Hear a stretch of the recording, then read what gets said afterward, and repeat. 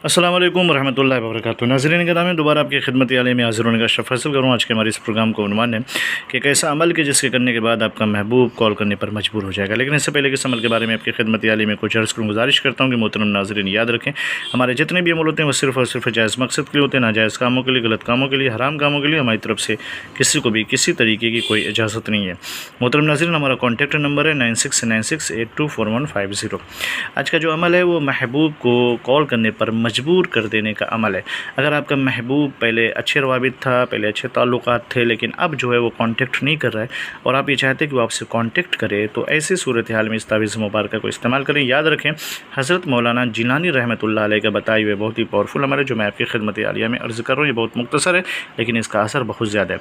करना क्या है, सबसे पहले तो आप बावज़ू होकर के रूबा क़िबला बैठ जाएँ, फिर उसके बाद इस तावीज़ मुबारक को लिखें।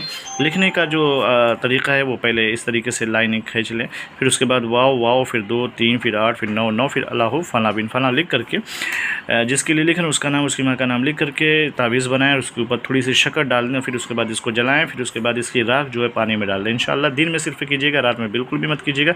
इसका असर ये होगा कि आपका महबूब जो है कॉल करने पर मजबूर हो जाएगा, वो आपके बगैर रह नहीं पाएगा।